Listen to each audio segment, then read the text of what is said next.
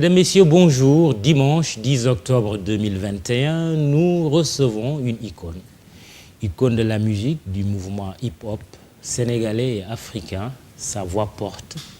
DJ Awadi, vous l'aurez peut-être compris, artiste, rappeur, producteur, membre du PBS, Positive Black Soul. Bonjour DJ. Bonjour Mamadou. Et merci d'avoir accepté l'invitation du jury du dimanche. Merci.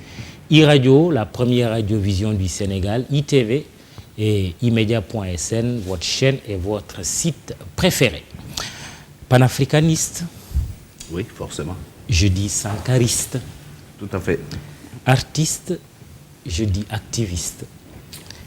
Lanceur d'alerte également. Et avant l'heure, c'est à travers votre voix contestataire, Didier Awadi, que le Sénégal et l'Afrique vous ont découvert au début des années 90 en compagnie de votre ami Deguti. Le Positive Black Soul est né et se veut pionnier du mouvement hip-hop en Afrique. Votre talent n'échappe pas à MC Solar, pionnier parmi les pionniers. Didier Awadi, on ne vous présente plus et vous êtes tout naturellement au regard de l'actualité nationale, continentale et internationale, notre homme de la semaine. Je vous fais écouter ça d'abord. Je voudrais vous dire que nous ne devons pas tenir le peuple en respect, mais réserver tout le respect au peuple. La liberté, ce n'est pas l'anarchie. Le peuple a droit à la liberté. Cette liberté ne doit pas se confondre avec la liberté pour les uns d'exploiter les autres pour des profits illicites, la spéculation, les détournements ou l'escroquerie.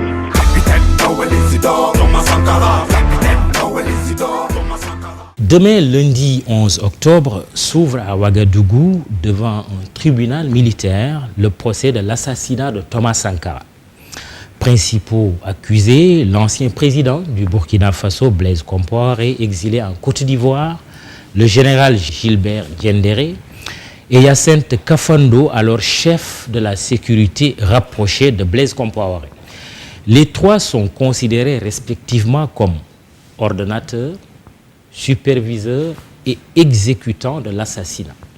Le 15 octobre 1987, il y a 34 ans, le PF, président du Faso, Thomas Sankara, est tué dans une après-midi chaude, au propre comme au figuré, à Ouagadougou, capitale du pays des hommes intègres. Que dites-vous à la veille de l'ouverture de ce procès? Je dis que quand 34 ans, il était temps quand même que ce procès s'ouvre. Tout a été fait pour que ce procès ne voit jamais le jour. Aujourd'hui, 34 ans après, c'est l'abnégation, la passion. C'est beaucoup de gens qui ont donné de leur énergie. Je rends hommage ici à un monsieur qui s'appelle Aziz Salmon Fall, qui fait partie des premiers à essayer de soulever cette question. Que nous avons reçu dans ce jury du dimanche. Et Aziz a fait un travail énorme, lui, la veuve et tout un comité. Il faut leur rendre hommage parce qu'ils ont été tenaces. C'est au prix de leur vie qu'on arrive aujourd'hui à ce procès. Et ce Il ne s'ouvre jamais. Pourquoi? Ils n'ont jamais intérêt ou qui a intérêt à ce qu'il ne s'ouvre jamais? Qui a intérêt à ce que ça ne s'ouvre jamais? Je pense qu'il y a beaucoup de puissance. Mais je pense que j'espère que ce procès nous édifiera, des puissances occidentales, beaucoup d'individus, et beaucoup sont encore vivants. Le procès de l'assassinat de Sankara, oui. Le procès de la fameuse France-Afrique. C'est le procès de la France-Afrique, au moment où on fait le nouveau sommet Afrique-France, à Montpellier, ville où vit la veuve de Thomas Sankara, à Ouaga, lundi.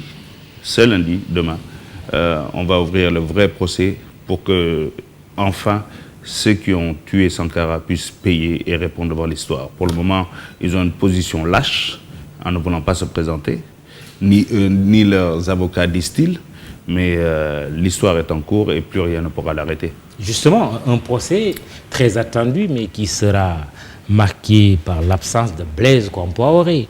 Entre-temps, le président Compaoré a acquis la nationalité ivoirienne, pays où il est exilé depuis sa chute, le 28 octobre 2014, comme s'il poursuivait comme l'heure de Caïn. Maudit pour lui. Il sera donc jugé par contumace. Son avocat, le français Olivier Sûr, a confirmé que son client ne se déplacera pas à Ouagadougou et il dénonce la procédure utilisée en ce sens que le dossier Sankara ne leur a pas été communiqué. Argument défendable de la part de Compaoré. Non, il ne faut pas qu'il nous distrait. Ça, c'est de la distraction.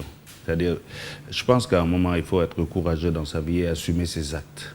C'est-à-dire, quand on a posé cet acte aussi ignoble, quand on est un militaire, fier de son pays, quand on vous accuse comme ça de quelque chose aussi grave, si on aime vraiment son pays, si vraiment on est quelqu'un de digne, on se met debout, on répond face à l'histoire. quel acte il aurait commis, lui, Blaise Compaoré? Écoutez, quand il y a un crime, on regarde d'abord à qui profite le crime. À qui a profité le crime de Sankara? La première personne à qui profite ce crime, c'est d'abord Blaise. On est d'accord. On n'a pas besoin de faire un bac scientifique pour comprendre qu'à qui profite le crime, la première question et la première réponse, les regards se tournent vers Blaise. Diendéré ne peut pas fuir. Kafando, effectivement.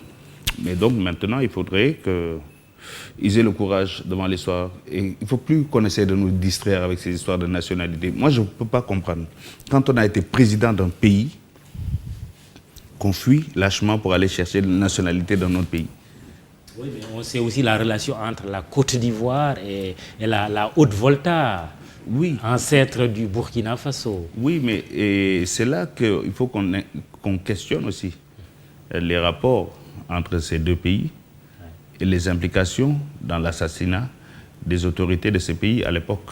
Tout ça fait partie d'un même schmilblick et il faut que tout ça soit tiré au clair. Et ce n'est pas parce qu'il a la nationalité ivoirienne qu'il a eu une déchéance de sa nationalité burkinabé. Donc je pense que si, comme il le dit lui-même, il serait pour qu'il y ait une alliance contre le terrorisme et pour la paix, que la paix revienne au Burkina, mais reviens déjà dans ton Burkina. Pour vous, Blaise Compaoré doit venir se Oui, présenter devant le tribunal, en tout cas, pour ce militaire. qui lui reste. Est-ce que c'est gagné ou c'est perdu? Pour moi, c'est perdu. Mais pour ce qui lui reste d'honneur, s'il en a, ce serait bien qu'il le fasse. Mais est-ce qu'on est dupe? Non. Est-ce qu'on est naïf au point de penser qu'il va venir? Non. Mais le procès doit se tenir parce que les enfants de Sankara doivent faire leur deuil. La famille de Sankara, son épouse, sa veuve, ils doivent enfin faire leur deuil. Tu n'as pas vu, personne n'a vu la sépulture jusque-là. Même le cimetière de Dagnoin, là. On n'a pas vu la sépulture. On n'a rien vu de Thomas Sankara jusqu'à présent. Les gens n'ont pas fait leur deuil. Au moins sur le plan. On n'a pas vu le corps. Non, on n'a pas vu. Et on ne sait pas non plus où est-ce qu'il a été enterré. Oui, on ne sait pas vraiment. Il y a eu un endroit, tout le monde nous a dit, on est allé même là-bas. Oui, qui fait l'objet de pèlerinage. Oui, on est allé même là-bas, mais quand on va là-bas, il nous manque quelque chose. La manifestation de la vérité. J'espère que ce procès sera le moment où il y aura une manifestation de la vérité. Parce que les implications ne sont pas seulement nationales, ce n'est pas juste un procès burkinabé, c'est le procès d'une certaine France-Afrique, c'est le procès aussi, un procès international, parce que les ramifications par rapport à cet assassinat sont maintes et diverses. Et vous pensez que ce procès ira le plus loin possible? Autrement dit, 34 ans après, quel est l'intérêt d'exhumer cette affaire, de faire un procès, de juger les éventuels coupables? Quel est l'intérêt aujourd'hui? L'intérêt, oui. Mais c'est de... Quand on veut écrire une histoire, ou bien soigner un malade, il faut accepter de poser les bons diagnostics. Tu vois, et aujourd'hui, le Burkina doit poser le bon diagnostic sur son histoire s'il veut aller mieux demain. Le Burkina et l'Afrique. Parce que ce procès de nos hommes qu'on élimine en utilisant les frères ou les proches, mais c'est des choses qui continuent. Hier, c'était Kadhafi. Hier, c'était Kadhafi. À l'échelle de l'histoire, on est toujours dedans. Donc, et si les protagonistes sont vivants, il faut qu'ils soient jugés. 34 ans, c'est rien à l'échelle de l'histoire. Moi, j'aime bien, chaque fois que je regarde tout ce que nous vivons, essayer de me projeter à l'échelle de l'histoire. 34 ans, c'est rien. sa mémoire est encore tellement vivace et vivante. Avant-hier, à Montpellier, combien de fois le nom Thomas Sankara a été cité?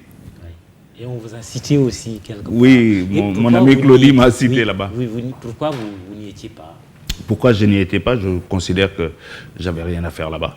D'abord, c'est pas qu'on ne m'a pas sollicité, mais je considère que je n'ai rien à faire parce que je pense que je n'ai pas l'interlocuteur qu'il faut en face. Et dans une messe où tu mets 2000 personnes, c'est un show télé, mais pour moi, la montagne va accoucher d'une souris. Je ne trouve pas ça sincère. J'aurais voulu qu'à un moment, ils viennent nous répondre ici. Ce n'est pas à nous d'aller. Tu ne nous convoques pas pour qu'on aille. Et puis, tout le concept, je trouve que ce n'est pas sérieux. Si tu veux parler à la jeunesse africaine, tu ne convoques pas 2000 personnes là et penser que tout était déjà écrit. Maintenant, ils ont fait le show. Oui. Pour moi, c'est un show qui n'avait pas... c'était pas pertinent. On va faire une petite pause. On reviendra sur ce sommet Afrique-France de Montpellier, mais poursuivons sur l'affaire Sankara en rappelant que notre invité du jour, invité du jury du dimanche, Didier Awadi. La dimension politique et diplomatique de l'affaire, vous l'avez effleuré tout à l'heure.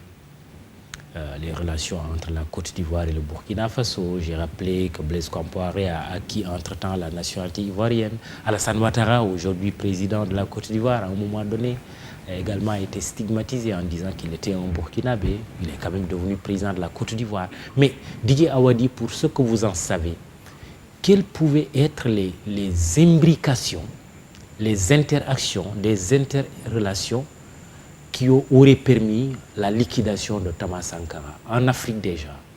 En Afrique, au moment où Thomas Sankara fait sa révolution, vous avez Kérékou de l'autre côté, vous avez Séné Kountché de l'autre côté, vous avez Rawlings de l'autre côté.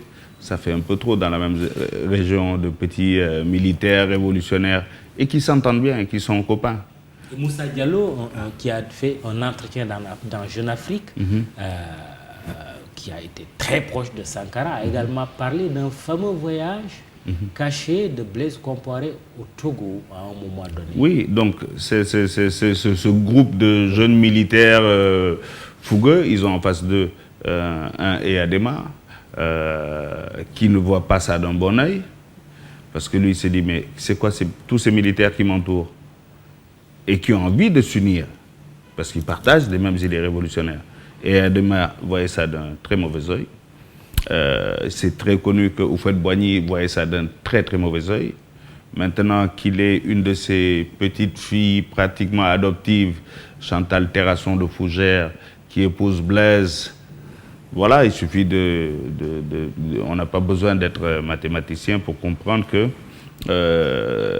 Houphouët, je pense, n'a pas dû beaucoup pleurer la mort de Sankara. Maintenant, je n'étais pas dans les secrets de l'histoire, mais on sait que Sankara gênait énormément par sa philosophie, par sa manière de gérer son peuple et l'histoire et l'impact qu'il avait dans toute la sous-région et même dans l'Afrique en 4 ans. Déjà en 3 ans, 2 ans, 3 ans, il avait trop d'impact pour que la Côte d'Ivoire, avec tous ses Burkinabés, ne puisse pas être déstabilisée. Donc je pense qu'il ne serait pas, en tout cas, inintelligent de se poser les questions sur Houphouët dans cette affaire, sur Eyadema dans cette affaire. Est-ce que le Sénégal d'Abdou Diouf à l'époque peut être mis hors de cause dans cette sorte de syndicat de chefs d'État à l'époque qui se serait mis en face de Sankara au point peut-être de le voir disparaître? Tout cela, on utilise au conditionnel. Non, honnêtement, j'ai eu la chance d'en parler avec le président Diouf, parce que j'adore ces questions. Je ne pense pas. Je ne pense pas. Il était trop loin de ça et le Sénégal était déjà dans une autre configuration. Nous avons toujours eu la démocratie et une liberté, ce qui n'était pas le cas des autres pays. Et donc, peut-être l'onde de choc plus tard, mais directement, non. Mais les pays à côté, et je sais que le président Diouf appréciait beaucoup le président Thomas Sankara. Il l'a d'ailleurs fait, il me l'a dit en off, mais je peux le dire en on, qu'il a déjà fait des médiations lors de certains sommets entre le président Sankara et le président Houphouët-Boigny, parce que bon, Sankara était un peu taquin, on va dire. Diouf avait une âme révolutionnaire? Non, Diouf ne s'est jamais prévalu d'une âme révolutionnaire, mais il appréciait le personnage. Et c'est bizarre, quelqu'un comme Omar Bongo adorait Sankara. Et pourtant, et c'est lui qui a récupéré d'ailleurs la famille Sankara, qui les a exfiltrés de Ouaga, les enfants et la femme. C'est le président Bongo. C'est bizarre. J'étais surpris d'apprendre ça, mais ce sont les vérités de l'histoire, il faut les reconnaître. Et pourtant, Bongo n'est pas révolutionnaire. Pourquoi la France dans le dossier Sankara? Pourquoi la France? Parce qu'il se trouve que des gens sont venus faire des nettoyages d'écoute juste avant, ils étaient à Ouaga avant, et la France n'avait pas intérêt à ce que dans son précaré, les révolutionnaires commencent à gagner. Les révolutionnaires étaient censés être à gauche, donc plus près des communistes et des machins, et la France n'a jamais voulu de ça. C'était la France de François Mitterrand. Oui, écoutez, François Mitterrand n'a jamais été un révolutionnaire non plus. Et Sankara l'a challengé sur des questions gênantes. Quand Mitterrand lui dit vous allez un peu trop loin, je me permets de vous parler du haut de mon expérience. Plus ou moins, c'est ce qu'il disait. Et Sankara l'a challengé sur trop de questions. L'a mis mal à l'aise sur beaucoup de questions parce que Sankara n'avait pas de complexe. Tu vois, beaucoup de nos dirigeants aujourd'hui développent un complexe d'infériorité par rapport aux Français. En tout cas, dans la zone francophone. On a vraiment développé un certain complexe, nous autres, les francophones, par rapport à l'ex-colon. Tu vois, on est toujours dans les génuflexions. Sankara n'était pas dans les génuflexions, tu vois. Beaucoup de nos présidents sont rapides, sont prêts rapidement, ils vont aller pleurer pour Charlie, ils vont aller faire les génuflexions. Quand le maître a froid, ils sont enrhumés. Voilà, Sankara n'était pas dans ça. Ceux qui ont pris le pouvoir après Sankara ont parlé à un moment donné de rectification. Oui, parce que ils ont reproché à Sankara en fait, d'avoir un peu dévié du chemin de la révolution. Est-ce que Sankara, est-ce qu'il faut considérer Sankara comme un dieu, quelqu'un qui est irréprochable? Je ne l'idéalise pas. Oui. Je m'appelle Awadi, mon studio s'appelle Sankara. Je n'idéalise pas Thomas Sankara, je trouve même qu'il a fait certaines erreurs et qu'il a fait preuve de naïveté. C'est ce que je pense. Donc je ne l'idéalise pas. Mais la rectification c'est Sankara qui parle de rectification, d'abord. Et quand ceux qui l'ont assassiné font leur coup, ils portent ce discours, parce que c'est le discours révolutionnaire qui était en vogue. Donc ils disent, ouais, on a rectifié. Mais c'est Sankara qui voulait rectifier. Parce qu'il Quelle erreur Non, par exemple, les tribunaux militaires, oui, tu vois, les gardiens de la révolution qui étaient là, les CDR, je pense. Oui, les CDR, oui. Et, ils en faisaient un peu trop. Tu vois, ils en faisaient un peu trop. Il fallait lâcher un peu prise, que le peuple respire un peu. Parce que quand un groupe décide de mener une révolution, ils imposent une vision à un peuple. Et si tu vas trop vite, le peuple ne te suit pas. Il faut avoir l'humilité à un moment de t'arrêter et de dire, est-ce qu'il ne faut pas rectifier? Parce que est-ce que tout le monde a compris le message qu'on a envie de faire passer, la philosophie de l'action que nous menons? Et Sankara s'était bien rendu compte qu'il y avait des limites et il y avait des abus. Par exemple, les gars qui, quand il y avait un peu état d'urgence au couvre-feu, les gens, même si on te bloque, tu ne rentres pas chez toi pour que le chef aille draguer ta femme. Ça allait jusqu'à des bêtises comme ça. Et Sankara s'est dit non, peut-être qu'on exagère, on va calmer les choses. Et puis, parmi nous, il y a des corrompus, on va voir tout ça. Et il y en a qui ont pris peur et peut-être qu'ils se sont dit, si on ne l'arrête pas, il va nous arrêter. Alors, un procès qui s'ouvre le lundi 11 octobre, qui va coïncider presque avec l'ouverture du FESPACO. Vous serez à Ouaga pour suivre ce procès, également assister au FESPACO? Lundi, je serai à Ouaga. Oui. Lundi, je suis à Ouaga. Demain, je prends mon avion pour Ouaga parce que, historiquement, je ne peux pas ne pas être là. Je ne peux pas ne pas être là parce que moi qui suis tout ça d'un peu loin, mais qui connaît tellement de protagonistes. Je connais toute la famille Sankara, j'ai connu le père, la mère, j'ai connu les frères et sœurs, la femme. Je connais le travail que Aziz Fall a fait toutes ces années. J'ai besoin d'être là. Pour moi-même, avoir une meilleure compréhension de l'histoire. Parce que tu vois, sur certains aspects, on a des fantasmes, on a des rêves, on idéalise presque. Mais j'ai envie d'avoir juste un peu de vérité. Et ce procès est l'occasion de donner la vérité à l'Afrique. Il y a une coïncidence avec le FESPACO qui s'ouvre également le 16 octobre à Ouagadougou. FESPACO que Sankara a beaucoup poussé. Il a beaucoup poussé le FESPACO parce qu'il pensait que le film aiderait à la manifestation de la révolution. Voilà, et à la manifestation de la liberté d'expression. Il tenait à ce qu'il y ait un film africain libre, un cinéma africain libre, non manipulable. Et c'est bizarre, hein? Pourtant c'était un régime d'une révolution, mais il se battait pour la liberté des cinéastes africains. Il fallait leur donner les moyens d'être libres pour qu'ils puissent véhiculer une autre image de l'Afrique. Il y a un cinéaste qui est honoré au Burkina Faso, il est sénégalais, c'est Sembène Ousmane. Ah ouais, respecté, oui. Sembène est extrêmement respecté. Et le Sénégal, cette année, est le pays invité d'honneur. Et en tout cas, nous, on va aller là-bas pour ça aussi. Et on va essayer de présenter le Sénégal sous ses plus belles coutures. Jury du dimanche, invité Didier Awadi, le révolutionnaire. Il est en train de refaire le Tché. Vous avez... oui. C'est aujourd'hui, ce mot révolutionnaire est quelquefois tellement galvaudé que tu te dis, est-ce qu'on assume? Et après, tu dis, écoute, oui, il faut qu'on l'assume. Parce que les gens confondent manifestation et révolution. Ils confondent coup d'État et révolution. Donc c'est pour ça que quelquefois quand j'entends les gens qui parlent de révolutionnaires, je dis, mais est-ce que vous savez c'est quoi réellement? Qu'est-ce qui nous anime?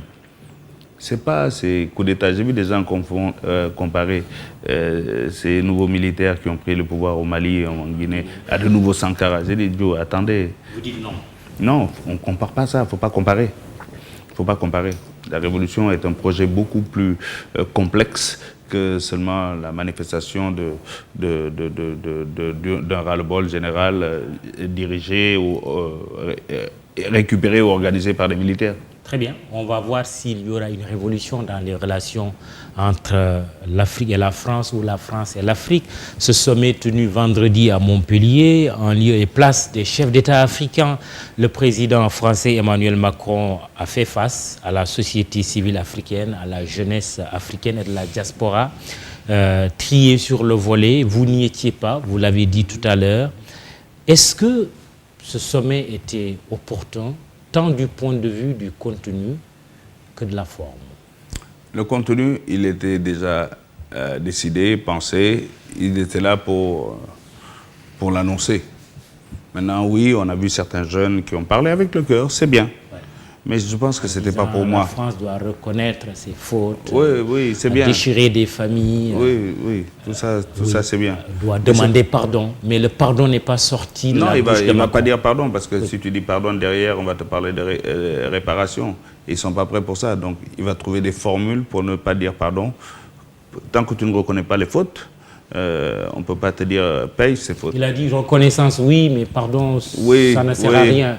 Oui, mais Macron, je pense qu'il est dans une position un peu infantilisante par rapport à nous. Je pense que ce n'est même pas respectueux. Il est toujours dans ce truc, je vais convoquer les gens chez moi et je vais leur dire. Bon, là, il est à quelques mois des élections, il est super impopulaire chez lui. Je vais parler à la jeunesse africaine, peut-être que je pourrais prendre quelques voix chez les gens. Je ne vois pas de sincérité dans ce qu'il fait. On le donne quand même vainqueur au second tour face à soit à Marine Le Pen ou à même Zemmour. Si on en arrive là, c'est que la France a un sérieux problème. À moins qu'elle soit dans une logique qui est vraiment historique. Fanon dit on ne peut exiger d'un homme sans dommage qu'il soit contre les préjugés de son groupe. Ça, c'est Frantz Fanon qui l'a dit. Et il termine en disant « Hors tout groupe colonialiste et raciste ». Si Zemmour, si Marine Le Pen arrive au deuxième tour, et même s'il gagne l'élection, pour moi, ce serait l'expression de ce qui est profondément cette France que je n'aime pas. La France que j'aime, c'est celle qui parle d'égalité sincèrement, d'humanité sincèrement, de fraternité sincèrement. Et aujourd'hui, ceux qui sont là ne nous le montrent pas. Il faut comprendre ce que nous disons quand on dit on est contre la France-Afrique.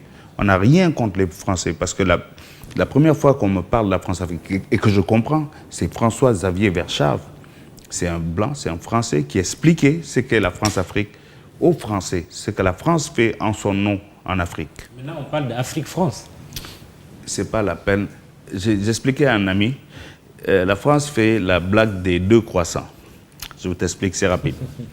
Tu vas dans un restaurant, on te dit, tu demandes un café crème et 2 croissants. On te dit, il n'y a plus de croissants. Tu dis, ok, donc est-ce qu'on peut changer? Vous avez quoi? Et tu dis, bon, c'est pas grave, donnez-moi du lait avec 2 croissants. On te dit, il n'y a plus de croissants. Tu dis, donnez-moi du cacao avec 2 croissants. On te dit, il n'y a plus de croissants. Tu dis, bon, maintenant, café sec avec 2 croissants. C'est ce que la France fait avec nous. Tu peux changer tout, mais ils reviennent toujours avec les mêmes idées. On a plutôt retenu l'image de la marmite, cette jeune burkinabé qui a dit que la marmite est sale. Tant que vous ne la nettoyez pas, vous allez faire votre cuisine et vous serez seul à manger en interpellant Macron de cette façon. En fait, pour vous, cette jeunesse africaine et cette société civile africaine n'avaient rien à faire à ce sommet? Non, je ne suis pas dans ça. Il y en a qui sont partis sincèrement. Parce qu'ils avaient des choses à dire. Il y en a comme moi, je n'ai pas envie d'y aller. Mais je ne suis pas là à accuser les autres qui ont eu envie d'aller. Je ne suis pas dans ça. Je trouve que ce n'est pas intéressant comme débat. Si tu y crois, tu vas. Mais moi, personnellement, je dis que ce sommet ne sert à rien. Parce qu'on continue. La France n'a pas envie de lâcher le CFA. Elle n'a pas envie de lâcher le CFA parce que sinon, son économie s'effondre. Alors qu'elle doit... a été interpellé sur... Oui, mais même si on n'a pas vu des anti-CFA identifiés à ce sommet. Oui, parce que, quand même, attends, ils ont fait un casting. Hein. Vous avez vu Filimbi là-bas? Vous avez vu le ballet citoyen? Vous avez vu Y'en a marre? Ils n'étaient pas là-bas. On ne veut pas de ces gens-là. On veut du... Oui, tu peux être activiste. France dégage non plus. France dégage, j'aurais bien vu Guy Marius là-bas. Mais ce n'est pas le profil qu'on cherchait. Guy Marius, il est là au Sénégal, il n'est pas encore libre. Oui, il n'est pas encore libre et c'est bien dommage parce que, excuse si tu permets qu'on parle rapidement de ça, Guy Marius est le nom de quelque chose. De quoi Guy Marius est-il le nom? Il ne faut pas arrêter les idées. Il faut regarder les idées que Guy Marius agite et pas seulement le mettre en prison. De quoi est-il le nom? D'une injustice, d'une corruption? C'est de ça qu'il s'agit. Chaque fois qu'on le met en prison, mais on ne va pas empêcher cette injustice de continuer. Guy Marius est là pour nous rappeler qu'il y a des injustices, il y a de la corruption, il y a plein de problèmes dans notre société. Et c'est con de le mettre en prison, parce que tu vas continuer à le nourrir, alors qu'on a besoin de lui pour qu'il fasse avancer des idées. Moi, tu sais, j'ai la gendarmerie, ce n'est plus l'honneur et la patrie, c'est le déshonneur et le parti. Mais il a des raisons de le dire. C'est à la gendarmerie de prouver le contraire. Quand il dit qu'il y a une injustice, on n'a qu'à la corriger. De quoi est-il le nom? Quand Guy Marius met le doigt sur quelque chose, souvent, il y a quelque chose. Je pense que ce n'est pas parce qu'il aime la prison qu'il est tout le temps dehors. C'est quelqu'un qui aime son pays et je lui donne beaucoup, beaucoup de respect. On a quand même relevé à ce sommet Afrique-France de Montpellier l'absence des chefs d'État africains. Cette fois-ci, le président français a jugé non opportun de s'adresser à eux, de les inviter, mais de parler directement à la jeunesse et à la société civile africaine. Cette démarche-là n'est pas nouvelle. Oui. Depuis quelque temps, la France essaie d'infiltrer beaucoup, par divers agents, de nos mouvements sociaux. Ah bon? Ah oui. Pourquoi? Ah oui, parce qu'ils ont compris qu'aujourd'hui, qui fait le pouvoir, qui donne le pouvoir, c'est la majorité dans nos pays. Et la majorité ne se retrouve pas dans les partis politiques, mais dans la rue, dans la jeunesse. Donc 60% à 70% de notre population, c'est des jeunes. Derrière aussi de casser le sentiment anti-français, que Macron même a reconnu en disant qu'il s'est développé en Afrique et que la Russie et la Turquie étaient derrière cette stratégie de sentiment anti-français. Si la Russie est derrière ce sentiment anti-français, elle est dans son rôle. Parce que ce que la France a là, c'est ce que la Russie veut, c'est ce que l'Amérique veut, c'est ce que la Turquie veut, c'est ce que la Chine veut. La question, ce n'est pas de choisir son violeur. La question de savoir qu'est-ce que nous, on veut. Parce que l'histoire de dire, oui, je vais courir, je vais appeler Wagner, je vais appeler les Russes. Il ne faut pas fuir devant ses responsabilités. À un moment, il ne faut pas aller, ce violeur-là me viole avec beaucoup plus d'égards. Non, c'est tous des violeurs. C'est tout ce qu'ils veulent. C'est un violeur. Un violeur, c'est un violeur. Tout ce qu'ils veulent, c'est les matières premières qui sont ici. C'est pas. Et ils ont bien compris qu'aujourd'hui, les gens qui changent la donne au niveau des élections, c'est ces jeunes. C'est ces jeunes qui sont connectés. Aujourd'hui, il y a des sociétés qui sont là pour manipuler l'opinion dans les réseaux sociaux. Tu verras beaucoup, ils sont placés quelque part, tu verras beaucoup de... Ils peuvent te créer toi-même ton opinion sans que tu le saches. Ils te dirigent ton opinion. Quand la France parle de la Russie, qui fait ça? Mais parce qu'elle aussi, elle le fait. Aujourd'hui, quand on veut changer le cours d'une élection, on manipule avec ces moyens digitaux. Mais ça, c'est tout le monde qui le fait. Aujourd'hui, tout le monde le fait. Oui, qu'est-ce que notre jeunesse qui est hyper connectée et qui peut-être n'ignore pas cette réalité? Non, la plupart des jeunes, qu'est-ce qu'elle doit faire? Non. Ils ne savent pas? Non, la plupart des jeunes ne savent pas à quel moment même ils sont manipulés. Et de l'intérieur et de l'extérieur. Parce que même de l'intérieur, ils sont manipulés. Au début des années 2000, là, la manipulation avait commencé ici, au Sénégal, hein, on ne va pas aller loin, par la radio, où tu avais des gens, Baïlen Pabi Moulégué, Baïlen Gori Moulégué, des gens qui étaient payés, oui, des gars qui étaient dans le bureau. Voilà. Ouais. Ça, c'est une forme de manipulation. Et après, c'est des gens qui ont des faux profils sur Internet. Ouais. Et après, tu peux avoir 100 profils, mais imagine quand tu as 2000 profils, faux profils, qui te disent c'est une idée, mais si tu es faible, si tu n'es pas prêt, mais on te manipule. Mais au-delà, le plus important dans ça, c'est qu'est-ce que nous voulons. À quel point nous aimons notre pays, à quel point nous aimons notre continent, à quel point on va se battre pour les intérêts de notre pays. La France-Afrique, elle est dans son rôle. Si la France veut continuer d'exploiter, elle est dans son rôle. Parce que c'est une question de survie pour elle. Oui. Mais à quel moment nous battons pour les intérêts de notre pays? Alors, Macron, interpellé sur la problématique du troisième mandat, a dit oui, le troisième mandat n'est pas opportun.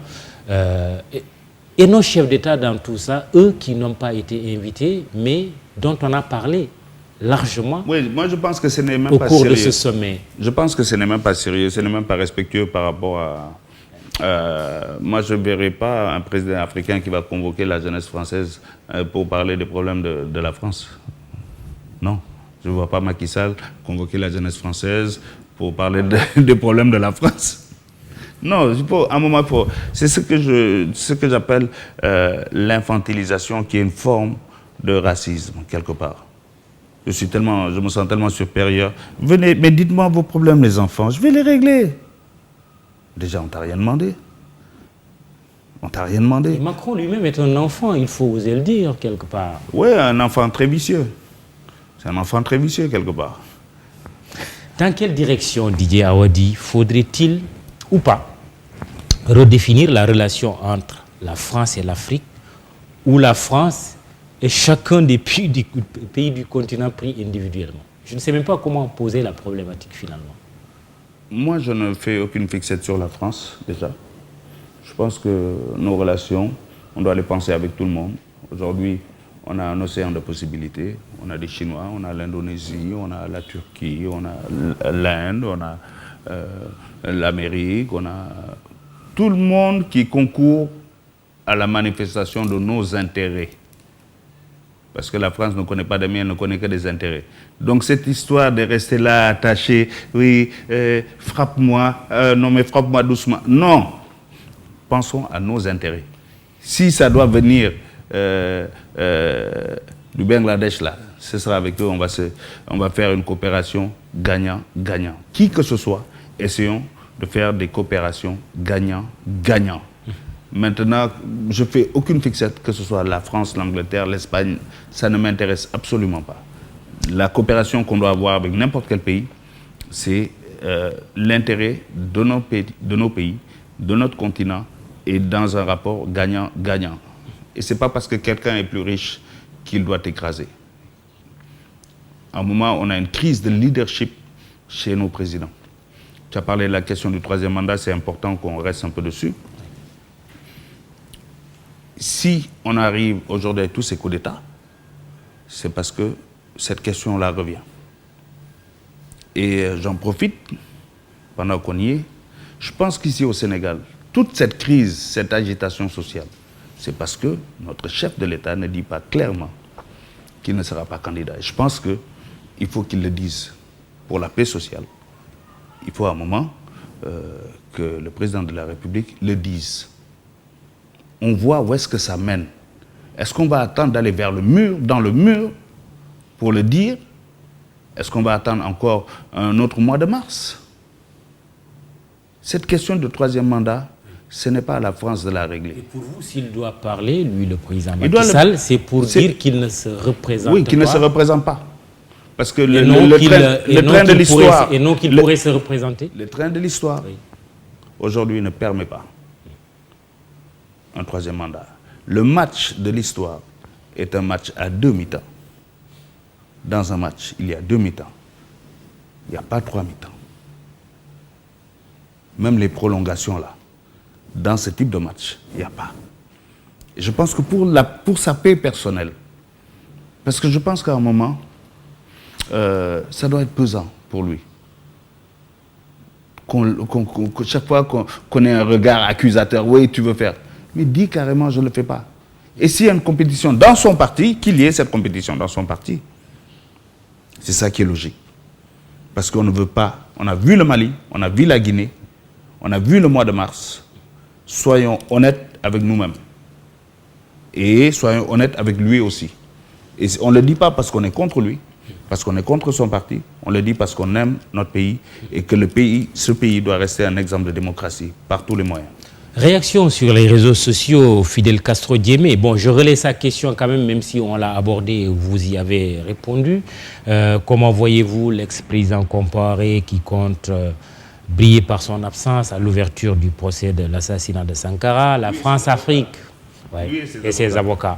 La France-Afrique qui change de nom et de participants. Selon vous, Macron n'essaie-t-il pas de faire disparaître le sentiment anti-français chez les jeunes Africains? On en a parlé aussi. Oumar Moudisso, pourquoi le président français Emmanuel Macron a tourné le dos au chef d'État francophone à ce sommet France-Afrique au profit de la jeunesse qui est toujours contre la politique française en Afrique? Est-ce que c'est l'effet des 3 derniers coups d'État dans les pays francophones ou bien la mauvaise gouvernance des dirigeants? Répondez plus à cette dernière question. Je pense qu'il ne respecte pas les leaders parce qu'il n'aurait pas accepté, lui, que le président Macky Sall convoque la jeunesse, les activistes, la société civile française à Dakar pour parler des problèmes du sentiment anti-immigration en France. Oui. Macron n'aurait pas accepté ça. Oui. Tu vois, parce qu'il trouverait que Macky Sall, peut-être, ne le respecte. Ce serait une forme de manque de respect. Et Macron qui dit « ça me dérange de voir des jeunes migrants, des jeunes Africains mourir en mer ». Et si les jeunes meurent en mer, c'est parce qu'on a créé les conditions d'un non-développement en Afrique. Et voilà pourquoi ils iront vers où est-ce qu'ils voient les lumières de développement. Les frontières sont fermées. Vous fermez vos frontières, alors vous créez les conditions de la misère dans le pays des autres. Le panafricanisme, tout à l'heure, au début, j'ai dit panafricanisme, vous dites oui.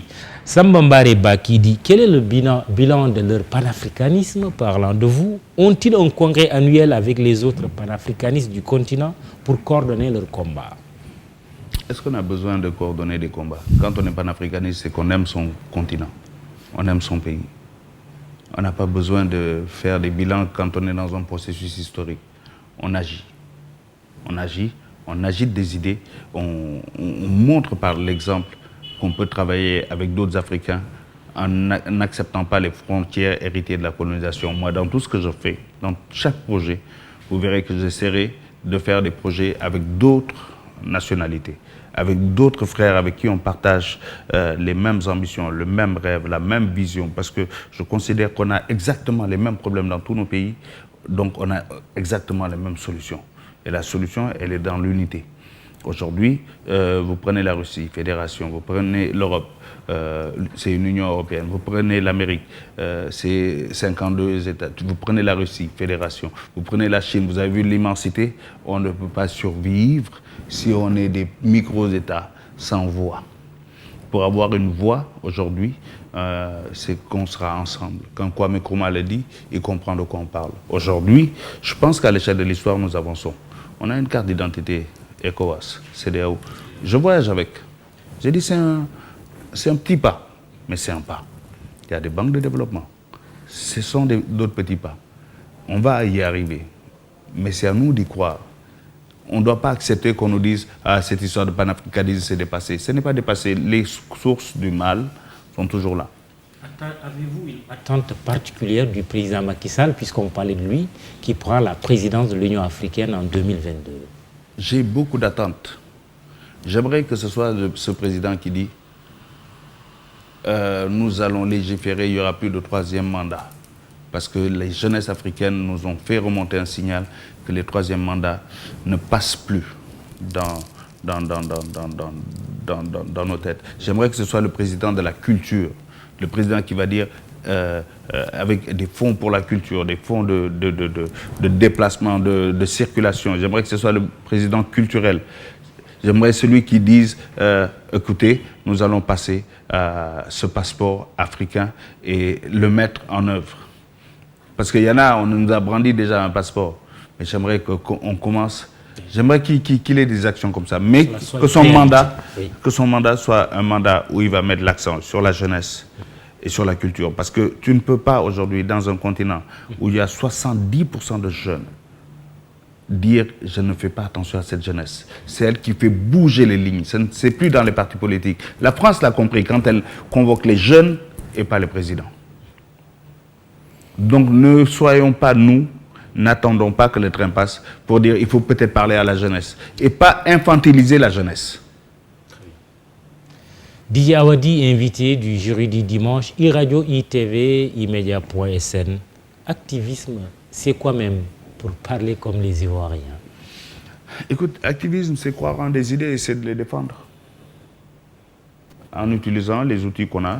Il y en a, un activiste, ça va être dans la peinture qui va faire son activisme. Il y en a d'autres, c'est des manifestations dans la rue. Il y en a d'autres, ça va être dans la musique. Il y en a, tu agites tes idées et tu te bats pour les faire passer et les mettre sur la table. Est-ce que l'activisme n'est pas un peu chahuté quand on parle de cette affaire dite du trafic de passeports diplomatiques au Sénégal avec des députés sénégalais?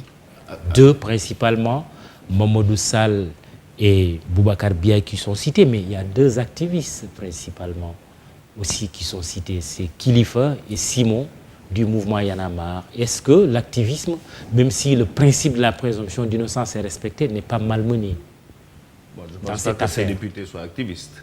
Non, je parle des deux activistes Kilifeu et Simon. Mais je ne veux pas qu'on mêle justement les deux, très bien. Les deux affaires. Si vous voulez. Oui. Écoutez, je ne vais pas être langue de bois. J'ai vu ces vidéos. Est-ce qu'elles font plaisir? Non, elles ne font pas plaisir. Je pense que nos petits frères ont fait des erreurs. Mais sur le plan de l'activisme pur, je pense qu'ils ont écrit de grandes lignes dans l'histoire de ce pays. Que ce soit Simon ou Kilifeu et au-delà le groupe, le mouvement Y en a marre. Je pense qu'ils ont fait une erreur. Est-ce que j'applaudis? Non. Est-ce que le mouvement hip-hop en est fier? Non. Mais je pense qu'ils ont fait une erreur. Mais mon devoir est d'être dans les moments agréables et dans les moments durs aux côtés de mes petits frères. Et donc, je leur témoigne toute mon affection dans ces moments durs qu'ils passent. Et ils vont probablement être jugés. Écoutez, on va laisser la justice faire son travail. Maintenant, sur les affaires de députés, je pense que c'est un peu plus grave parce que c'est la légèreté de notre système administratif qui est la remise en cause. Mais je n'ai pas les détails de cette affaire de députés. Je la suis rapidement dans la presse, mais c'est la légèreté de notre système administratif et ce n'est pas nouveau.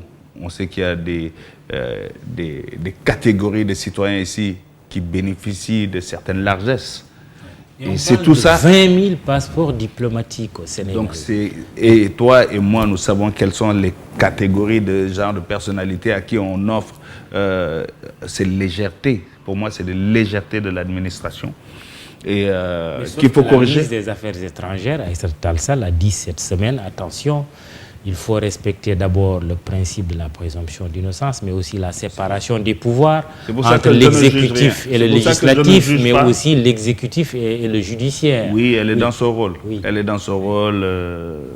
On la respecte beaucoup, elle est dans son rôle. Mais au-delà de ça, c'est la légèreté d'un système qui est là en cause. C'est parce qu'il y a légèreté qu'il y a des failles. Et aujourd'hui, on a une occasion d'essayer de corriger ça. Les deux députés, Mamadou Saleh Boubacar Biaye, feront l'objet d'une procédure de levée de leur immunité parlementaire. Le ministre de la Justice a saisi l'Assemblée nationale dans ce sens. Je pense que pour eux-mêmes, c'est le moyen de laver leur honneur. Il faut s'arrêter à ces deux députés ou est-ce qu'il faut questionner aujourd'hui l'Assemblée nationale sénégalaise? Au-delà de l'Assemblée, c'est la légèreté même. Il faut aller au fond de ces systèmes. Ce système qui est là depuis longtemps, où on offre des passeports diplomatiques ou des passeports de service à telle catégorie de citoyens. Bon, suivez mon regard, je ne veux pas rentrer dans des détails. Mais est-ce que c'est nouveau? Non. Est-ce que certains commerçants, on ne leur a pas donné étrangers des passeports diplomatiques? Si. Tu vois? Voilà, bon, c'est des choses, on entend parler à gauche, à droite. Mais c'est des formes de légèreté qui ne sont pas bien. Et à un moment, il faut revenir à une certaine orthodoxie, on va dire. Je rappelle quand même que le passeport diplomatique peut être donné à des étrangers. Mais ça doit participer d'une vision claire de politique étrangère. Qu'on ne soit pas léger. Quand on donne un passeport diplomatique à Nelson Mandela, tout le monde applaudit. Oui, et ça c'est bien. Je ne dis pas qu'il ne faut pas le faire. Je dis qu'il ne faut pas qu'on soit léger. C'est pour ça que depuis tout à l'heure, j'ai dit une légèreté. Voilà. Alors, Didier Awadi, on ne peut pas ne pas parler de musique. La musique, parce qu'à la base, au moins 5 minutes de musique. La musique en cette période de pandémie, de Covid-19, ça donne quoi? Écoute, la plupart de mes collègues ont galère, pour parler clairement. Parce que il eût été assez irresponsable de faire plein de concerts, amener les gens à se mélanger en sachant que la maladie était là. Donc on a beaucoup moins joué, donc beaucoup moins d'entrées d'argent. Et donc avec un impact économique sur nos familles, hein, c'est clair. Et puis certains, on essaie de se réinventer. Moi, j'ai essayé de me réinventer en créant un projet qui s'appelle Sargal, une émission de télé où on joue notre musique quand même, mais à huis clos. Donc, et voilà, on essaie de créer ça et de faire. On a fait des séries télé qu'on a produit. On essaie de faire d'autres choses pour essayer d'exister. Oui, mais en ce moment, c'est assez dur pour la corporation. On espère que les chiffres sont en train de descendre, donc on espère qu'on va pouvoir reprendre notre métier normalement et revenir à la normale. Mais en ce moment, c'est vrai que globalement, c'est assez compliqué. Une crise, c'est aussi une opportunité. En tout cas, c'est l'approche asiatique, surtout des Chinois de la crise. La pandémie de Covid-19 a-t-elle été source d'inspiration pour vous et finalement une opportunité? Oui, clairement oui, parce que ça nous a permis donc, de faire beaucoup de projets dans l'audiovisuel. Mais toujours autour de la musique quelque part. Donc comme je te disais, de créer des séries télé. On s'est réinventé, quoi. On était obligé de se réinventer et puis bon, on a écrit, là je suis en train d'écrire un album aussi, donc voilà, on essaie de profiter de ce moment de calme qui tend à finir parce que ça recommence un peu, quelques petits voyages dont le FESPACO. Voilà. Votre album, qu'est-ce qui vous a inspiré ou qui vous a inspiré et il est prévu pour quand? L'album, en fait, pour dire la vérité, tout ce qui est en train de se passer est en train de m'inspirer.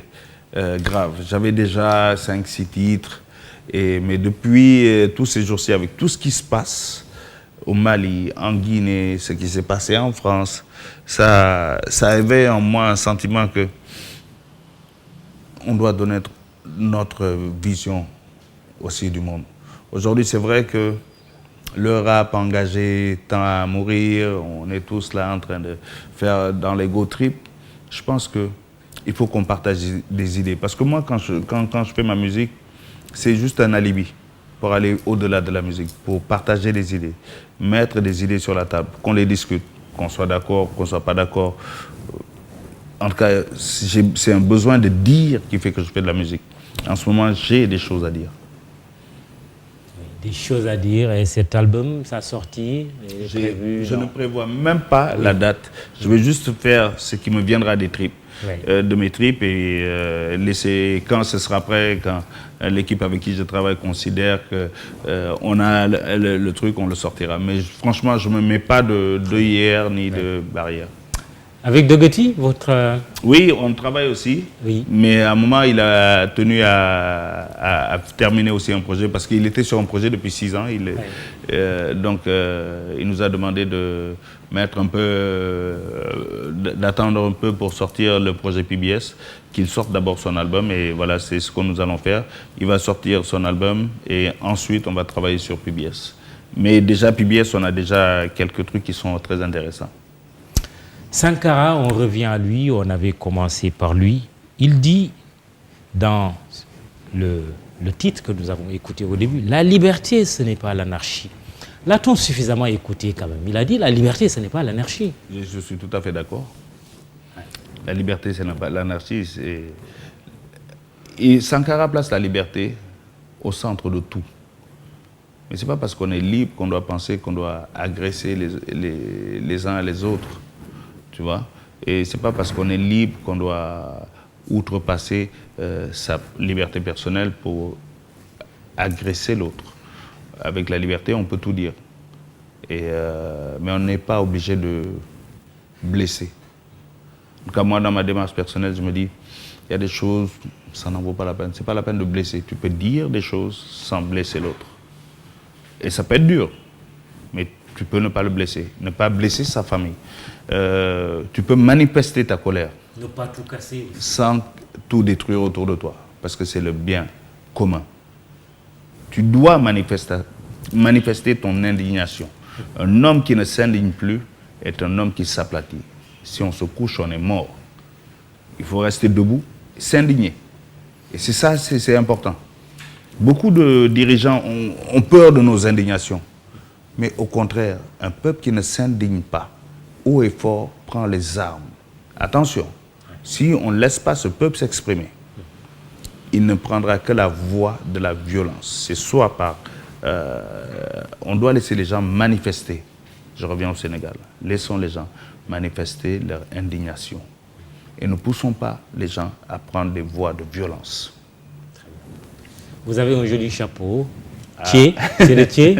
Oui, c'est un ami qui m'a envoyé ça du Canada, c'est la fille du Che Guevara, elle-même qui fait ça, donc je le porte avec beaucoup de fierté, je fais le malin. Je vous envie. Didier Awadi, on va terminer en musique, sorte de pot pourri de voix musicales sénégalaises et africaines.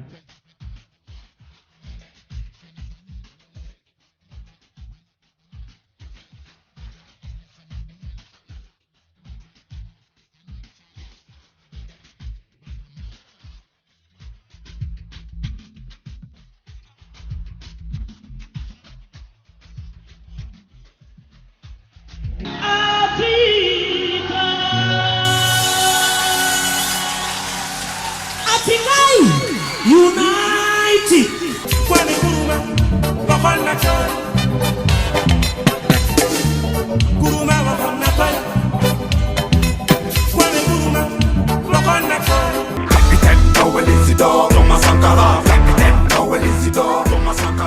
Le jury du dimanche, Mahmoud Ibra Kane, iRadio, ITV, imedia.sn que vous aurez l'occasion de lire, au texte Cheikh Moussa Kamara, à la photo Pape Doudou Diallo, réalisation Babacar Ndiaye, Iba Marsen, Ndiankou, réseaux sociaux Biram Pouy et Fatima Taba. Bon dimanche, rendez-vous dimanche prochain.